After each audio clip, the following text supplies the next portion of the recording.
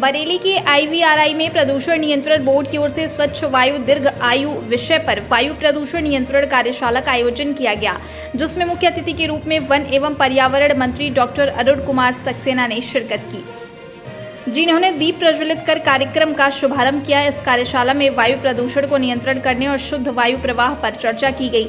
बताया गया कि जीवन जीने के लिए वायु सबसे उपयोगी है। अगर वायु शुद्ध नहीं रहेगी तो निश्चित ही बीमारियां बढ़ेंगी।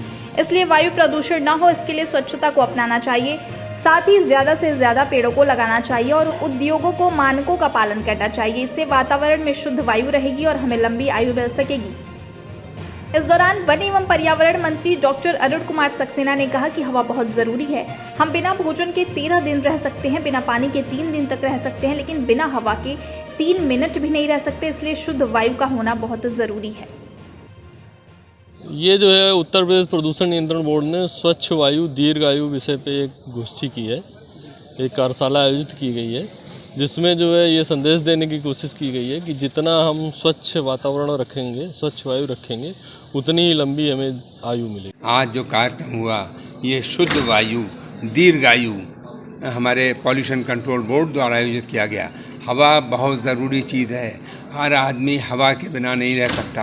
हम बिना भोजन के 13 दिन तक रह सकते हैं, बिना पानी के 3 दिन तक रह सकते हैं, लेकिन बिना वायु के 3 मिनट नहीं रह सकते। और कोरोना काल ने ऑक्सीजन की अहमियत समझा दी है। तो मैं कहूँगा वायु, शुद्ध वायु बहुत ज़रूरी है। और वायु जो प्रदूषण होता है वो ख़ास तौर से होता है व्हीकल्स के द्वारा, इंडस्ट्रीज़ के द्वारा, घर में कुछ जो आग वगैरह जलाई जाती है उससे होता है, या खेतों के अंदर पराली जलाए जाने से होता है। तो मैं कहूँगा इसके लिए लोगों को समझाना ज़रूरी है कि हम कम से कम प्रदूषण करें और प्रदूषण जिन वजहों से हो रहा है उनको कम से कम करें, ताकि हमको बेहतर वायु मिले, हमको बेहतर ऑक्सीजन मिले, हमको बेहतर एनवायरनमेंट मिले।